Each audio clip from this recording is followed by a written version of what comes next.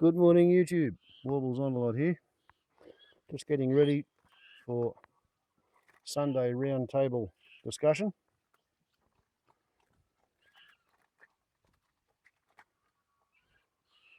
And maybe these critters will stick around and appear in a quarter of an hour's time when the roundtable commences. Yes, not only we have a close-up of Fruit Loops little Joey. Oop, gone away to hide.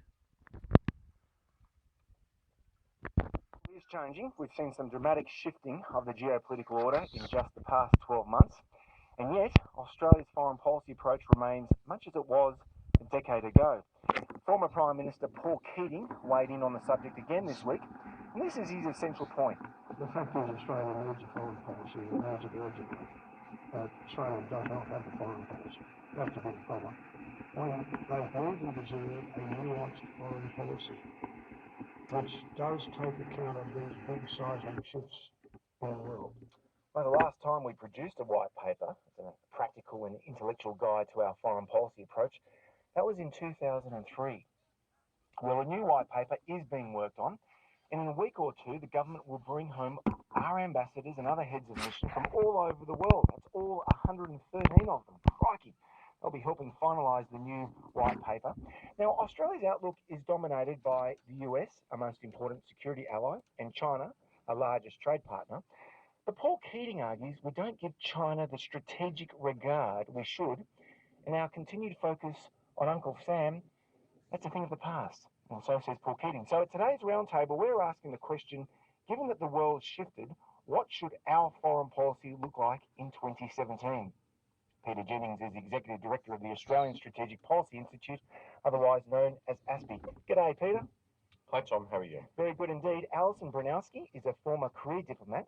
She's edited 11 books on Australia's role in world affairs, and she's a visiting fellow at ANU. Hi there, Alison. Hello, Tom. And John McCarthy is a former ambassador with a long list of postings in the following order: Vietnam, Mexico, Thailand, the US, Indonesia, Japan, and of course, High Commissioner to India. Hi there, John.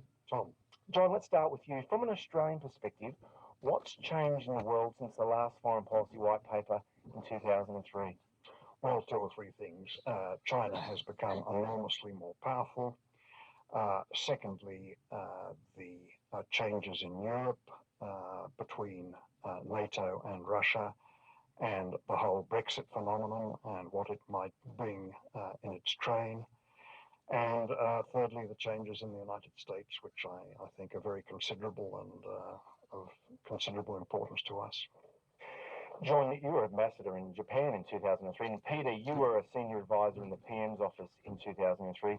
How will 2007, the white paper, how will the 2017 white paper differ from 2003? Well, as John has said, it needs to differ quite markedly because, a decade and a half ago, we thought we were at a unipolar moment when American military power around the world would be enough to shape how the international system looked. Now we're in a vastly different world where America's power seems to be on the retreat, and we've got the rise of a significant number of other countries. We talk about China, but it's far from being the only one. So it's a more complex world. And I think in some respects, Tom, it's a more difficult and dangerous world for Australia too. That to me, I think, is the most significant difference. From a time where we thought maybe we were coming to the end of history, it turns out that it's much more messy and complicated and difficult than that. Yeah, Alison, Peter makes the point that back in 2003, the conventional wisdom was that this was a unipolar world. I think there was a senior Bush advisor, George W. Bush advisor, who said, we, meaning America, we are an empire now, and when we act, we create our own reality.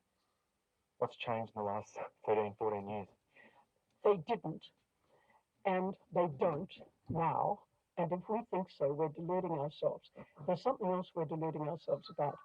2003 was not, in fact, the last Australian foreign policy white paper. You're forgetting 2012, the Asian Century white paper, which actually answered in advance, if you like, a lot of the questions that we're talking about today. And if it had been taken seriously, resourced properly, and implemented, we wouldn't be saying to ourselves, why don't we have a foreign policy today? Why don't we have any? It's the kind of thing that Keating is talking about, because we had that opportunity then and we neglected it. We talk about the Asia century, John. I mean, it brings us to China. I mean, is Paul Keating right? Have we clung on to the US alliance for too long and neglected China's rise? Look, I think a broad point is since 9/11, we have put too much emphasis on the relationship with the United States and not quite enough relative emphasis on our dealings with Asia as a whole and indeed the rest of the world. I think there is thus some adjustment that needs to be made. This doesn't mean to say that we abandon the relationship or downgrade the relationship with the United States. It means that we put more emphasis on what we should be doing with other countries, particularly those countries rising in Asia, and that means China and India, and maintaining a strong relationship with Southeast Asia and with Japan. Well, Keating this week appeared to tell Mark Kenny in the Fairfax press that Australian governments treat China the way we did the Soviet Union during the Cold War. Alison, is that hyperbole? It's become almost the truth, I think, because as John says, since 2001, Australia has become less and less questioning of the alliance and more accepting that the alliance applies anywhere and obliges us to do anything, which, in fact, if you go back to the printed page, it does not. And furthermore, the Americans themselves have told us on many occasions that it doesn't oblige them to do anything that is not in their interests. It doesn't oblige them to defend Australia unless it suits them. And even then, it only obliges us as well to consult. That's all in accordance with our constitutional process. And that means the Americans clearing it with the Congress before they do anything. And for Australia to claim that we can repose all our defence confidence in the United States is seriously mistaken. But to be fair, has always been. But to be fair, we haven't supported any of those US-led freedom of navigation exercises through the 12 nautical mile zone of the South China Sea, have we? No, a very good thing. But doesn't that show that because we're in they're totally provocative, and that's what they're supposed to be. But to be There are accept- people yeah. in the United States who want a conflict with China. Now, that's fine for them. They have their own reasons, no doubt. But as far as Australia is concerned, it would be the worst possible thing. Everybody wants to be able to trade freely through the South China Sea, and the Chinese are not preventing that. Peter, is Australia part of an anti-China containment strategy that Paul Keating makes out?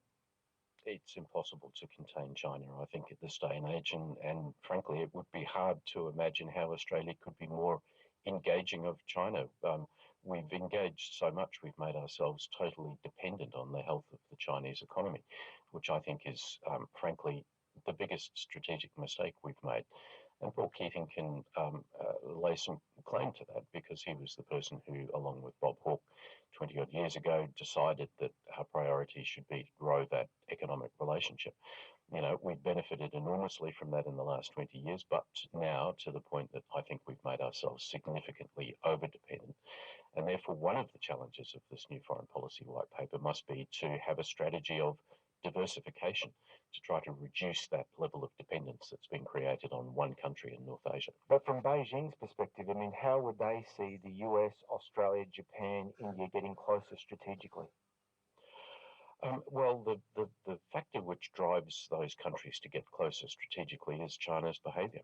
And China can actually manage that to some extent by ceasing its policies of assertion in the South China Sea and the East China Sea and elsewhere. In fact, no country has benefited more from the alliance system in the Asia Pacific than China, because that has created a stable environment in which the Chinese economy could grow. What I find most alarming now is this rising sense of nationalism that we see in China, coupled with, I think, a degree of overconfidence in their military about what their forces can actually achieve, which is seeking to upturn something that's provided several generations of stability in the Asia Pacific. That is to say, America's place in this part of the world. Our roundtable guests this morning are Peter Jennings, Alison Bronowski and John McCarthy. John, Trump foreign policy, it will overshadow this foreign policy white paper. Can we predict Trump foreign policy? Should we try? Well, I think 2 points there. I think we can't predict in the sense that he's an unpredictable man, and he's shown that. And it would be dangerous to make predictions.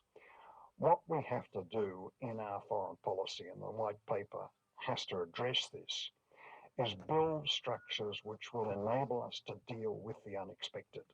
We need a very strong foreign service, a very strong set of diplomatic initiatives. We have to do this by getting political energy into these issues. We need national support, and you need a very, very strong apparatus to deal with that. That's DFAT, it's also the other agencies. Put real stress on diplomacy at this stage of our future. That really is crucial. The second thing is essentially to address all the changes that are taking place, including what is happening with Trump. There is some grounds for optimism in the appointment of people like Tillerson and Mattis, that the policies will take on a certain predictability and certainty. Well, that's good. But you have a very unpredictable president, and in the end, that is going to be crucial. Alison, there's no question that Trump, during the campaign, tapped into the non-interventionist instincts of a war-weary people. You'd welcome all this, wouldn't you? I can understand it. It's not for me to welcome it or not. What has happened is that, as what's now called populism, has risen in a lot of countries for a lot of very good reasons. And you can trace them back to 2003, when we illegally invaded Iraq, which in turn set off the rise of IS, which in turn set off refugee outflows of unprecedented size to Europe and elsewhere, which in turn led to Brexit and Trump, and populism. So we are, in a sense, responsible not for what the US president decides to do, but for the chain of events that we have set in train. And trade protectionism is a further consequence. Trade and immigration protectionism, further consequence of that. Now, when we were baby diplomats, we were always told to be very worried if the Americans should go into another period of isolationism. And I think that in one way they are, except that with one hand they're being isolationist, with the other they're being preparing, as one can see, to be enormously aggressive. And the combination of those two things is seriously worrying. And as John says, this is the kind of thing that the draft white paper, I hope, will seriously consider. Well, Peter, whatever one thinks of Trump, I mean, his foreign policy clearly is a work in progress. Question, is there a danger here that if we remain close to Washington, a piece of the scaffolding might fall off and hit us? Well, I'm with John McCarthy on this. I think it is going to be a very unpredictable period, and it's kind of pointless searching for straws to say that it's going to be positive or negative. We just have to see how it plays out. I mean, no one could be accused of being a stronger supporter of the American relationship than me, but I'm sufficiently cautious, I think, about the Trump presidency to say, look, we need to have a plan B in terms of our own defence and security thinking. It can't all be aligned around the hope that General Mattis and Mr. Tillerson will sort of revert to a more normal mean. I think that this is a moment where our ability to think strategically is critically important, and I think it's going to be a big challenge for government and opposition to see if they're up to it, because the implications of this could be that we have to think again about our levels of defence spending. I certainly agree with John that we've got to have a much stronger foreign service capability than we have at the moment.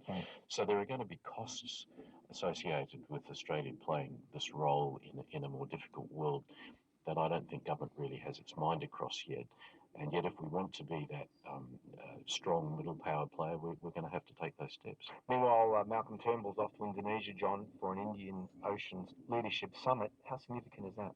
Well, the Indian Ocean meeting is of some importance because it really gets leaders and foreign ministers together to look at important issues in the Indian Ocean region. I think there's also, it's important though that Turnbull see Jokowi on a regular basis. This opportunity has come up. He's taken it, and that's very good policy from Turnbull's perspective. For people like Jokowi and countries like Indonesia, the crucial thing is maintaining relationships. It is, and avoiding. Okay, that's on the upload limit. Back with a new movie.